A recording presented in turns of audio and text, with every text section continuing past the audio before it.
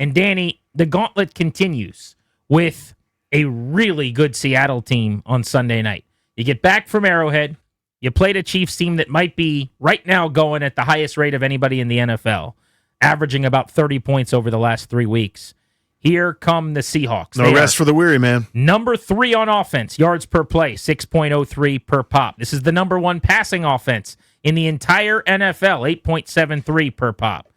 Anybody struggling to stop the pass? And then you look at the defensive side of the ball, and similarly, Seattle ranks number 3 in the entire NFL, number 2 in the conference. They're the number 1 run-stopping defense in all of football. Giddy up. The gauntlet continues. One game where they've given up more than 20 points. That was the epic against Tampa Bay. But they actually dropped at home, 38-35, one of the games of the year. Other than that, it's a whole bunch of really good defense. Well under 300 yards allowed per game. I mean, you look at some of these totals. San Francisco, even week 1, in the game they lost, was still a mud fight.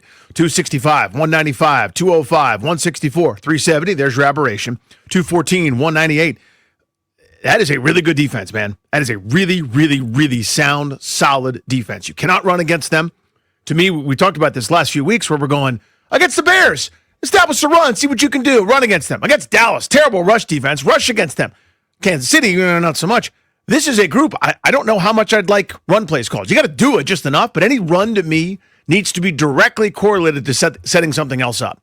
It's one of those, yeah, you got to eat your vegetables, man. There's a great slice of pie at the end of this meal. Here's some steamed broccoli with no flavor on it. Just guzzle that down and get smacked. So it's funny. Every week I feel like I have a pretty good lean on what side of the ball I'm more worried about.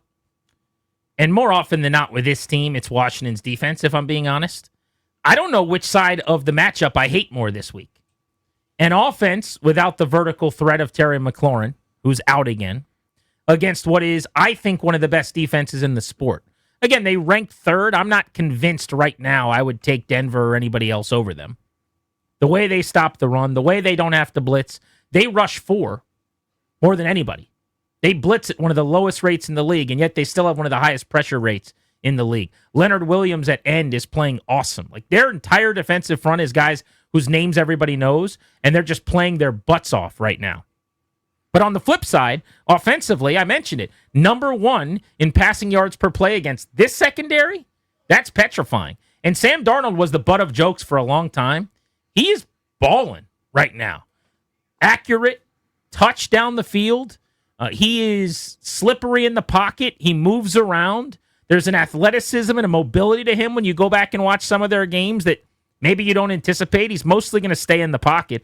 I kind of like his style. He is not really looking to scramble to run. He is looking to create and extend. And he's done it all season long. And oh, by the way, they've got a wide receiver coming to town here who is the best wide receiver probably that the Commanders have faced all season. That's a bad dude, man. One of the real stars in this league this year is Jackson Smith Njigba, who was the 23-year-old former 20th overall pick 2 years ago.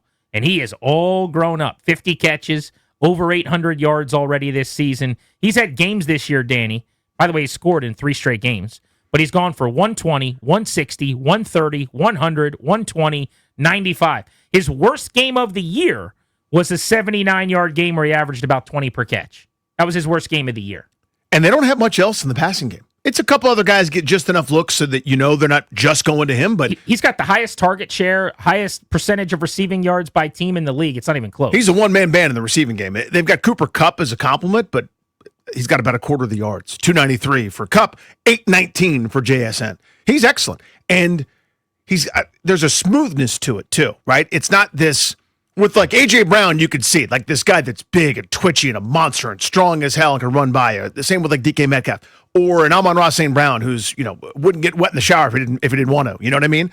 JSN doesn't look like he's going that much faster than you are, but he does. He is smooth as silk in terms of route running, precision, hands catching, in traffic, out of traffic. He does everything. He's awesome, and they don't need anything else. They are determined to push you around and bully you with Kenneth Walker, Zach Charbonnet, and hit those play action, hit those things, behind the linebackers, in front of the safeties. He runs the whole route tree. He's awesome. That's the latest of the wide receivers out of Ohio State that's broken out.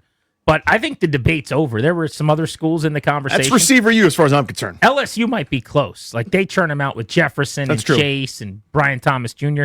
But I think in terms of volume, we just saw Emeka Egbuka of Tampa Bay on national TV. How good is that guy, who was the 19th overall pick last year out of Ohio State? Marvin Harrison Jr. has been a little bit disappointing, but he was the number 4 pick in 2024. Smith and Jigba, who went 20th, was the big receiver in 2023. In 22, they had Garrett Wilson and Chris Olave drafted in the first round. You go back to 2020, they had 2 wide receivers drafted. In 2019, it was Terry McLaurin and Paris Campbell, bit of a disappointment. Noah Brown and Curtis Samuel before that. Braxton Miller and Michael Thomas, don't forget. I'm now all the way back to like 2012, but this is, for my money, the school that makes and creates the best wide receivers in football, and he might be the best of the bunch, certainly playing at the highest level right now, Jackson Smith and Jigba. So here's my question then, Danny. If this game ends badly, you're an underdog. Yep. It's hard to imagine Washington winning, but maybe Jaden turns the clock back to 2024 and puts on the cape and you win a game, 33-29 or something. If that doesn't happen and you lose, do we think they will actually sell off pieces at the deadline on Tuesday? I know that you want them to. Yeah. It's not about what I want. I want them to also. Most of you listening, it's very easy for us, driving in our cars, sitting in our houses, looking at a 3-6 team to say, operate like it's fantasy football, get your picks for next year and keep it moving.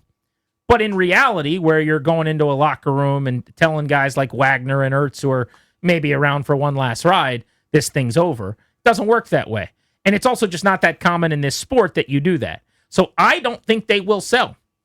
I keep hearing people saying, well, if you lose, at least the decision's easy and they'll start trading people away.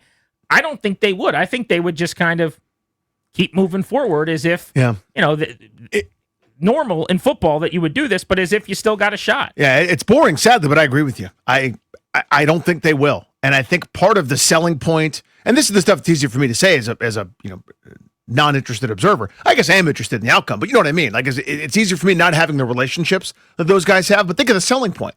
Think of Adam Peters and Lance Newmark and all those guys. Think of the pitch to name that veteran, right? To name that Von Miller, that one-year guy, that here's why you're coming here to do X, and we're punting on that. That's a tougher thing because you're now, to a degree, going back on your word in those guys' minds. Again, my view of it is you didn't do enough. This is on you guys. I'm trading people away because you guys don't deserve reinforcements and you don't deserve to finish out the rest of the season. I have that harsh view of it where I go, the reason we're trading people away isn't because everything's great. I'm not doing it to save a buck. I'm doing it because we're 3-6. I'm doing it because this veteran group didn't get done what we need them to get done. Therefore, you lost your seat. You lost your chance.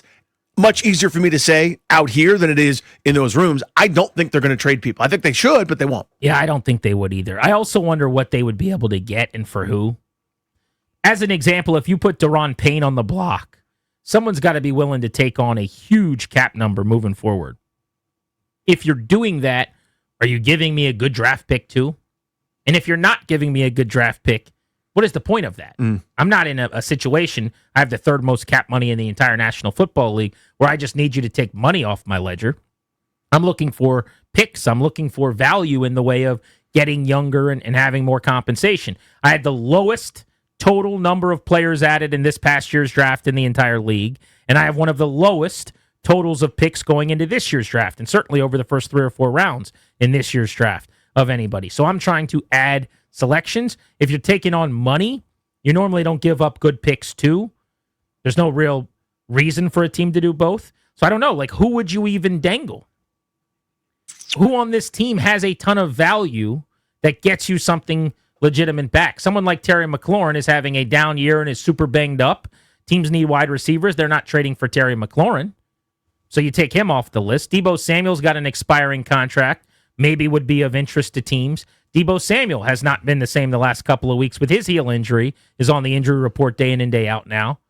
I don't see him as someone, that is tradable necessarily if you wanted to do that. And the other question that needs to be asked is, do you really want to start moving offensive pieces, whether that's, people protecting Jaden Yeah. Daniels or he's throwing to when you're trying to develop a quarterback in year 2.